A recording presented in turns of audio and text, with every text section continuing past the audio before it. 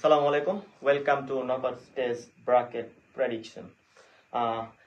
Already আপনারা জানেন round of 16 ম্যাচগুলো শেষ হয়ে গিয়েছে। ব্র্যাকেটে নকআউট স্টেজ অর্থাৎ কোয়ার্টার ফাইনালের যে 8টি দল আছে তারা অলরেডি কোয়ার্টার ফাইনালে তাদের নাম ঘোষণা হয়ে গিয়েছে। ফ্রান্স, মরক্কো এই দুটি দল খেলবে একে অপরের বিপক্ষে। স্পেন, বেলজিয়াম এই দুটি দল একে অপরের বিপক্ষে খেলবে কোয়ার্টার ফাইনালে। অপর আরেকটা যে পোর্ট আছে অর্থাৎ আরেকটা যে সাইট আছে সেখানে নরওয়ে এবং ইংল্যান্ড খেলবে একে অপরের বিপক্ষে, এবং সুইজারল্যান্ড এবং আর্জেন্টিনা তারা দুইটি টিম খেলবে একে অপরের বিপক্ষে। এখন চলে আসি ফার্স্ট ব্র্যাকেট অর্থাৎ ফার্স্ট কোয়ার্টার ফাইনাল নিয়ে। ফার্স্ট কোয়ার্টার ফাইনালে ফ্রান্স এবং মরক্কো যে দুটি দল খেলবে। শক্তিমত্তার বিচারে ফ্রান্স অনেক বেশি এগিয়ে, তবে এই বছরের রিসেন্ট ফর্ম অনুযায়ী বলা বাহুল্য যে মরক্কোর এই টিমটাকে আপনি আপনার পছন্দের তালিকার বাইরে রাখতে পারবেন না। সেখান থেকে সব দিক বিবেচনা করে ফ্রান্স স্লাইটলি একটু এগিয়ে থাকবে মরক্কোর কাছ থেকে। অতএব ফার্স্ট কোয়ার্টার ফাইনালে আমার মনে হয় ফ্রান্স জিতবে। সেকেন্ড কোয়ার্টার ফাইনাল স্পেন এবং বেলজিয়ামের লাস্ট ম্যাচের পারফরমেন্স ছিল খুবই ভালো। তারা আমেরিকার সঙ্গে 4-1 মেবি 4-1 ব্যবধানে ম্যাচটি জিতে নিয়েছিল। তবে সেই ম্যাচটা যদি বাদ দিই, বাকি কোনো ম্যাচ বেলজিয়ামের আমার পছন্দ হয় নাই। আমি জানি না বেলজিয়াম কতদূর যেতে পারবে। স্পেনের যে খেলাগুলো আমরা দেখেছি, এখন পর্যন্ত স্পেনের যে খেলা আমরা দেখেছি, স্পেন তাদের নিজস্ব যে শক্তিমত্তার বিচার বা নিজস্ব যে খেলার ধরন সেটা পুরোপুরি উতরাতে পারে নাই। স্পেনের আরো ভালো খেলা আমরা আশা করি দেখতে পারবো। বেলজিয়ামের সঙ্গে স্পেন হয়তো নিজেদের সেরা ফুটবলটা খেলবে, কারণ যারা ইউরো ফুটবল দেখে থাকবেন, স্পেন যেটাতে চ্যাম্পিয়ন হয়েছিল সেখানে স্পেনের যে খেলা ছিল সেটার তুলনায় এবারে বিশ্বকাপে স্পেনের খেলা তেমন একটা নজর কাটতে পারেনি। তবে বেলজিয়ামের সঙ্গে হয়তো স্পেন ম্যাচটা একটা সহজ জয় নিয়ে শেষ করতে পারবে। বেলজিয়ামকে আমি এই বিশ্বকাপে কেন যেন আমার মনে হচ্ছে না বেলজিয়ামের পক্ষে সম্ভব নকআউট স্টেজ এটা পার করা। আমেরিকার সঙ্গে ম্যাচটা যেমনি হোক তারা পার করছিল। তবে স্পেনের আর বেলজিয়ামের ম্যাচের মধ্যে আমার মনে হয় স্পেন বিজয়ী হবে। এখন চলে আসি নরওয়ে এবং ইংল্যান্ড। এইখানে একটা টুইস্ট আছে। নরওয়ের আগের ম্যাচের যে পারফরমেন্স ছিল ব্রাজিলের বিপক্ষে, আউটস্ট্যান্ডিং পারফরমেন্স। অপরদিকে ইংল্যান্ডের মেক্সিকোর বিপক্ষে যে পারফরমেন্স ছিল সেটা আরো আউটস্ট্যান্ডিং। কেন বলছি? নরওয়ে এবং ব্রাজিল তারা দুইজনে ম্যাচটা খেলছে আমেরিকাতে বা কানাডাতে, যেখানেই খেলুক কোনো সমস্যা নেই। কিন্তু ইংল্যান্ড তাদের ম্যাচটা খেলতে হয়েছে মেক্সিকোতে। এখন মেক্সিকোতে যখন ম্যাচটা খেলা লাগছে তখন প্রায় 80,000-90,000 দর্শক ছিল মেক্সিকোর। সেইখান থেকে ইংল্যান্ডের ম্যাচটা জিতে বের হওয়া কোনো দিক থেকে আমার মনে হয় সহজ ছিল।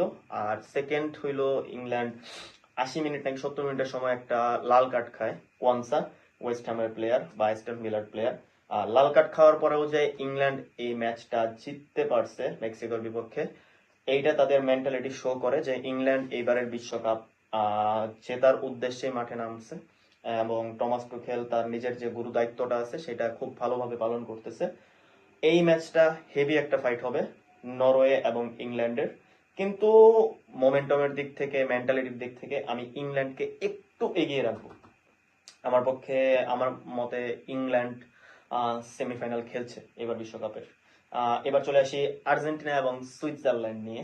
অনেকের মতে আগের ম্যাচে যা হয়েছে সেটা কাইন্ড অফ রিগড বলা বাহুল্য, বলতেই পারেন। ফেভার করা হয়েছে বড় টিমকে, যেটা নর্মালি ফিফাতে হয়ে থাকে। 1930 সাল থেকে এমনটা হয়ে আসছে। যারা ক্লাব ফুটবল দেখে থাকেন, আমি একটা টিমের জার্সি পরে আছি। যদি এই রিগড এই বিষয়টা না থাকতো ক্লাব ফুটবলে, হয়তো এই টিমটা 2-3টা ইউসিএল জিততো, 4-5টা লালিগাও জিততো। হয়তো অনেকে জানেন না, যারা জানেন না তারা ক্লাব ফুটবল একটু খবর নেন।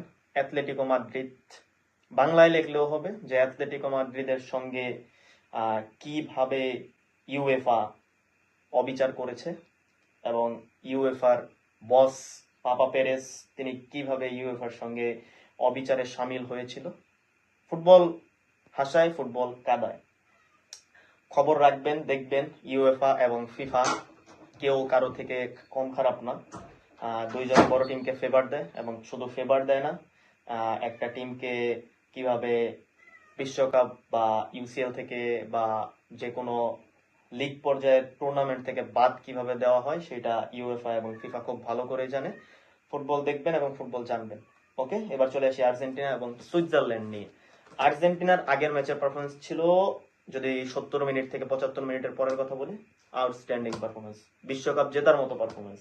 কিন্তু ফুটবল কোনো 10-15 মিনিটের খেলা না। ফুটবল খেলার জন্য 90 মিনিটের একটা অ্যাপ্রোচ লাগে, 90 মিনিটের একটা মেন্টালিটি লাগে, যেটা আমি আর্জেন্টিনার এইবারের বিশ্বকাপ টিমের মধ্যে একটা মুহূর্তের জন্যও দেখতে পারিনি। প্রত্যেকের শুধু একটাই দায়িত্ব ছিল, মেসিকে বল দেওয়া, মেসি বাকি সবকিছু করে নিবে। এমন করে ফুটবল হয় না। আমরা 2010-এর ফুটবল দেখেছি, 2014-র ফুটবল দেখেছি, 2018-র ফুটবল দেখেছি, 2022-এর ফুটবলও দেখেছি। 2022-এরটা যদি আমি বাদ দিই, 2010, 14 এবং 18 এই তিনটা টুর্নামেন্টে সেম মেন্টালিটি ছিল, মেসি কিছু করবে, মেসিকে বল দাও, মেসি কিছু করে নিবে। না, এরকম ভাবে ফুটবল খেলা হয় না। আমি যদি টোটাল একটা ফুটবল টিম বিবেচনা করি, সুইজারল্যান্ড কলম্বিয়াকে পেনাল্টিতে হারিয়ে নকআউট স্টেজ অর্থাৎ কোয়ার্টার ফাইনাল খেলতে আসছে। আমার মতে সুইজারল্যান্ড আর্জেন্টিনার থেকে একটু এগিয়ে থাকবে, একটু না অনেক বেশি এগিয়ে থাকবে। আর্জেন্টিনার এই টিমের মেন্টালিটি, আর্জেন্টিনার কোচের লাইন আপ, আর্জেন্টিনার কোচের প্লেয়ার সিলেকশন, সবকিছু মিলিয়ে যদি আমি বলি, আমার মনে হয় আর্জেন্টিনা সুইজারল্যান্ডের সঙ্গে বাদ পড়তে যাচ্ছে। কারণ রদ্রিগো ডি পলকে আমি এই টিমের স্টার্টিং 11-এ আমি মনে করছি না কোনোভাবে ইউজ করানো সম্ভব হচ্ছে। যখন সম্ভব হচ্ছে না, তখন স্বজনপ্রীতি দেখানোর কোনো মানে নেই। স্বজনপ্রীতি না দেখায় ওইখানে পজিশন অন্য প্লেয়ারকে ইউজ করানো হোক। সিমিওনে আছে, নিকো পাজ আছে, নিকো গঞ্জালেজ আছে, আপনার কাছে জিওভানি লো সেলসও আছে, ভ্যালেন্টিন বার্কো আছে। প্লেয়ারের অভাব নাই, কিন্তু ইউজ করানো হবে ডিপলকে, ইউজ করানো হবে পারাদেসকে। হ্যাঁ, অনেকে হয়তো বলতে পারেন পারাদেস আগের ম্যাচে যা করছে, কি করছে ভাই? করছে একটা ওই স্লাইড ট্যাকল দিছে, ওই একটাই করছে, তাছাড়া কিছু করতে পারে নাই। পারাদেস যতদিন পর্যন্ত আর্জেন্টিনার মিডফিল্ডে থাকতেছে, পারাদেস গেম স্লো করবেই। Enzo Fernandez out of position খেলতেছে, এনজো ফার্নান্দেজের এটা পজিশনই না ভাই। এনজো ফার্নান্দেজের যারা খেলা দেখেছেন 22-এর বিশ্বকাপে, তারা খুব স্বাভাবিক করতে জানেন এনজো কখনোই অ্যাটাকিং মিডফিল্ডার না, এনজো কখনোই লেফট উইং ফরওয়ার্ড না, এনজো কখনোই সেকেন্ড স্ট্রাইকার না। এনজো আগের ম্যাচে খেলছে লেফট উইং ফরওয়ার্ড হিসেবে। লেফট উইং ফরওয়ার্ডে এনজো কখনোই সুইটেবল না। আপনি প্রপারলি যদি ইউজ করতে না পারেন, ম্যাকঅ্যালিস্টার ডিফেন্সিভ মিডফিল্ডার, এটা ওয়ান কাইন্ড অফ ফাইজলামি ছাড়া আর কিচ্ছু না।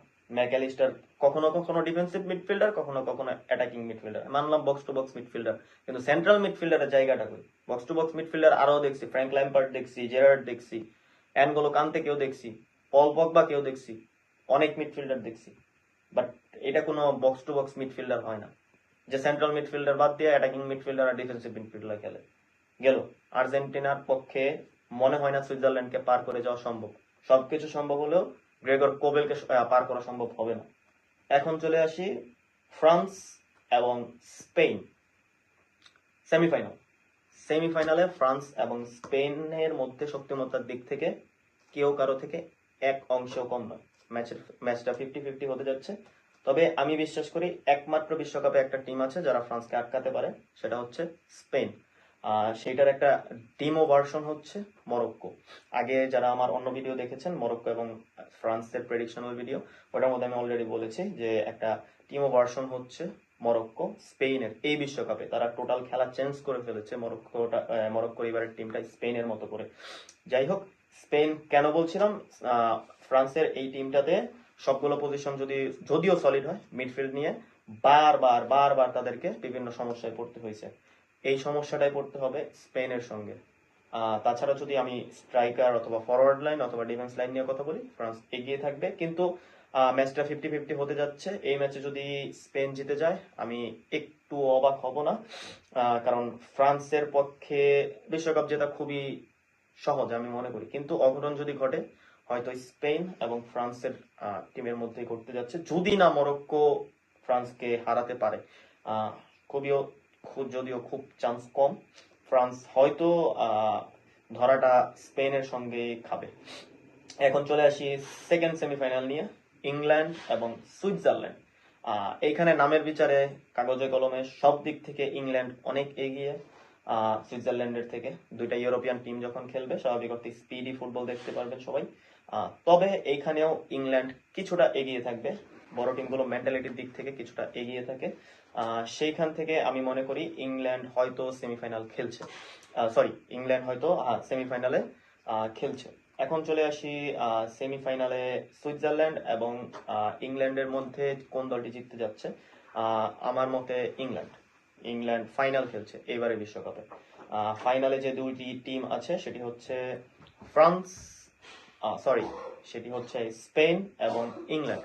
যারা আগের ইউরোটা দেখেছেন, ইংল্যান্ড এবং স্পেনের খেলা ছিল, সেইখানে ইংল্যান্ডের সঙ্গে স্পেন ম্যাচটি জিতে নিয়েছিল।